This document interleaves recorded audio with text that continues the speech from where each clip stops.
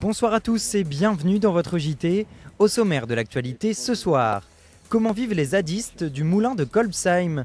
Opposés au projet de contournement ouest de Strasbourg, leur quotidien est partagé entre action militante et préservation de la nature. Veilleurs de jour, veilleurs de nuit, ils observent et si besoin réagissent. Dans la zone à défendre du moulin de Kolbsheim, les zadistes se réveillent, été comme hiver, leur quotidien rythmé par la nature qu'ils préservent. Fanny Burkhardt est allée à leur rencontre.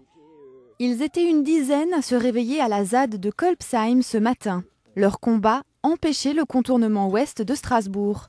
Comme une grande colloque avec des convictions et des idées, ils militent du fin fond de leur habitat autoconstruit. Ils sont zadistes. Pour moi, un zadiste, c'est quelqu'un qui veille à ce que la nature reste, soit préservée et surtout à empêcher un projet inutile. On organise des événements et pour se faire connaître et pour avoir un soutien financier et pour surtout communiquer. Et avant tout, en fait, on surveille, on se tient au courant des avancées du projet pour faire en sorte que ça n'avance pas. Le site qu'ils protègent du déboisement, c'est ici, au moulin de Kolbsheim. Forêt pluviale immergée une partie de l'année, elle s'apparente aux tourbières. Daniel, zadiste actif depuis près de 30 ans, se sent concerné par l'urgence de la situation.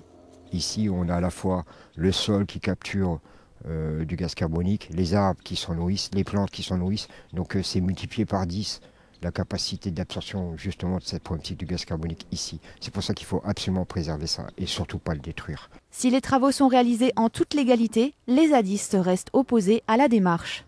En allant justement sur Strasbourg, on est passé par l'extrémité de Nigolsheim et on est tombé là-dessus. Donc en fait là il y a une forêt, bon bien sûr elle est privée, mais c'est une coupe rase. 3 hectares qui ont été coupés à la machine, quoi. De tous les côtés, on nous fait la leçon comme quoi il faut qu'on arrête de polluer, ainsi de suite. Et qu'on voit que eux, pour faire du béton, ils sont capables de raser en même pas 2 jours 3 hectares de forêt, c'est hallucinant, quoi. À l'image de Notre-Dame-des-Landes, les zadistes demandent un moratoire et l'écoute de l'État. Tant qu'ils n'obtiendront pas gain de cause, le combat sera leur quotidien.